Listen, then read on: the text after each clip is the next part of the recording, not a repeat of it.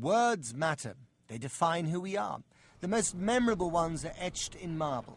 But with rules in English as rigid as a marshmallow, anyone is free to invent a new word. Just look at politicians. They make it up as they go along. Words, I mean. I will put Medicare and Social Security in a lockbox. Helping states and local governments with shovel-ready projects. Some experiment with language so much, they invent non-words. I think they misunderestimated the will and determination of the commander-in-chief, too. Popular culture is, on the whole, more picky, but equally inventive.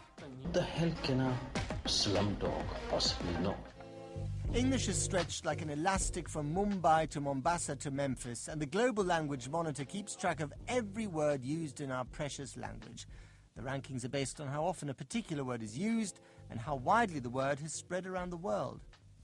And from the crop of new words it includes noob, a novice at computer games, sexting, sending naughty electronic messages, and octomum, you know who I mean, emerges the grand victor.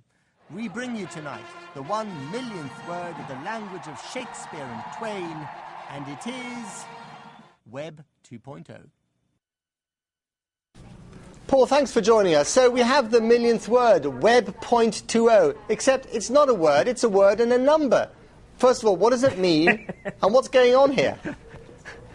Well, actually, there's an interesting phenomenon in English right now where letters and numbers are interchanging to make words. I mean, noob, which comes down the list, okay, is N00B.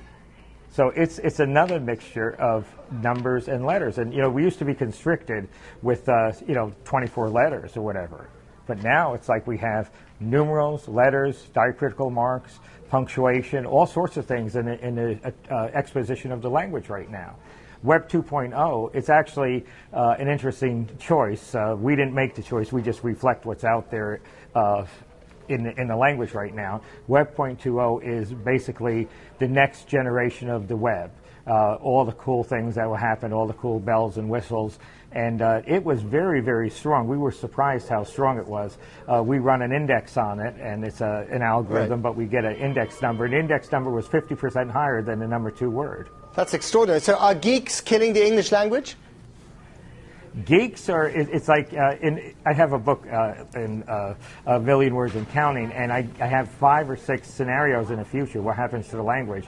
One of them is that the geeks take over, and nobody can understand anything because there's an infinite number of words with all these endless possibilities of numerals and letters and diacritical marks and, you know, smileys and emoticons all mixed in, but only the geeks understand it. So that's kind of like we have noob and we have Web 2.0, and these are words that have been around for a while, but they're passing into general currency in the English language now.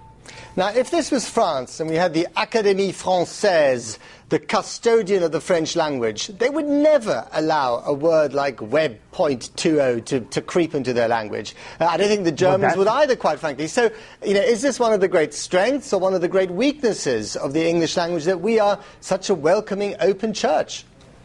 Right. It's a very democratic language. It comes from the people up.